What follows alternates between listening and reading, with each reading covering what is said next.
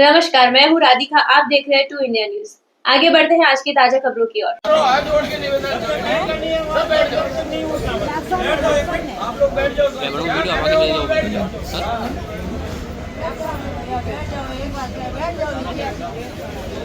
समझ में नहीं आ रहा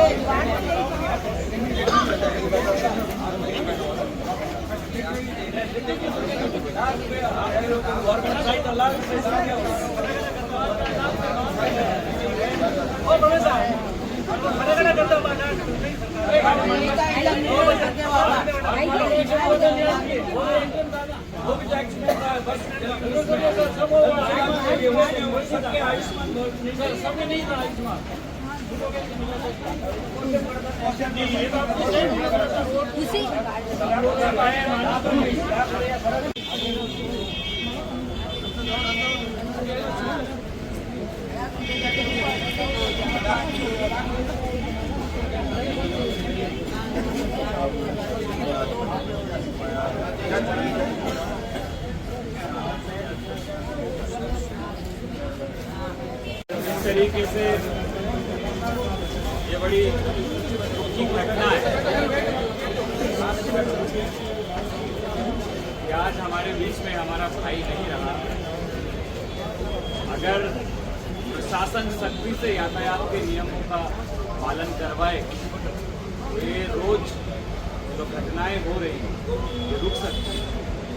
लेकिन ये सरकार की कार्यशैली सबसे बड़ा प्रश्न चिन्ह लगता है कि आए दिन सड़क दुर्घटना के अंदर सैकड़ों लोग जो है जान गंवा रहे हैं। उसका कारण क्या होता है?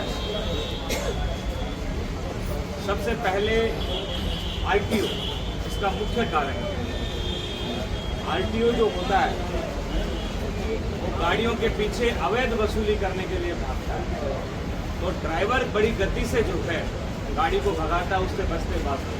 अब बड़ी गाड़ियां जो है कंट्रोल नहीं होती, तो कहीं ना कहीं दीवार में, किसी गाड़ी में, चलती बस में ठोक देते हैं। साथ ही सरकार नियम तो बनाती है लेकिन 100-100 रुपए में उस नियम को बेच देती है।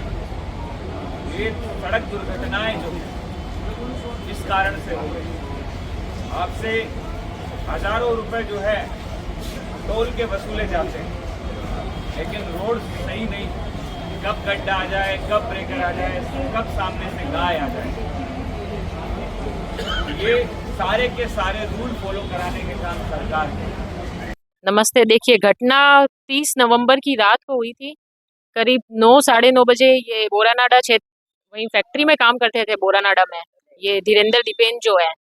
फिर ये इनको भूख लगा तो नाश्ता के लिए वहाँ कोई पुचका वाला ठेला खड़ा था, वहाँ पुचका खाने के लिए गए थे। तो अचानक से एक पिकअप आई जो कि एकदम बेकाबू हुई थी, क्योंकि वो ड्रिंक किया हुआ था पिकअप का ड्राइवर, क्योंकि उस पिकअप में मिला भी था बोतल और मिली शराब की। तो वो नशे में था एकदम।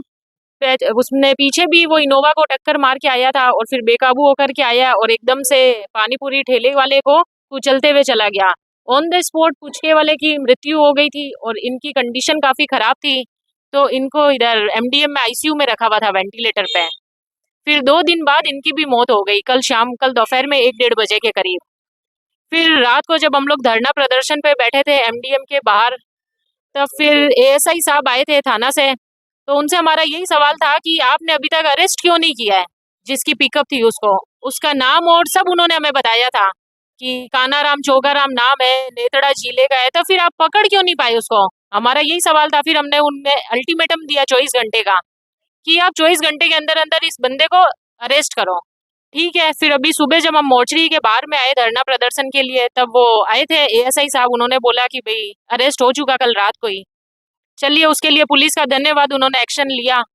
तो अब हमारी सीएम साहब से यही मांग है कि घर में एकमात्र वही कमाने वाला था और कोई भाई बहन भी नहीं है जो उसके परिवार को संभाल सके। उनके पिताजी है, वो भी थोड़े मेंटली डिसेबल्ड है।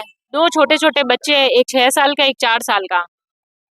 तो उनसे यही निवेदन है सीएम साहब से कि 25 से 30 लाख तक का मुआवजा दे इनको और एक डेयरी बूथ दे ताकि उनके पिताजी उसको चला सके उसी एरिया में, और वाइफ को उनकी संविदा पे नौकरी दे दे, और 2 छोटे छोटे बच्चे उनके भी प्राइमरी एजुकेशन से लेके हायर एजुकेशन का खर्चा उठाए, और वाइफ को क्या है संविदा पे रखवा देंगे कहीं पे, तो वो जीवन यापन के लिए उसका भाई आमदनी स्टार्ट हो जाएगा। नहीं तो घर घर पोछा और लगाएगी, उससे क्या होगा? सरकार है किस लिए फिर? और ये एक दुर्घटना था, सरकार का भी गैर जिम्मेदारी है।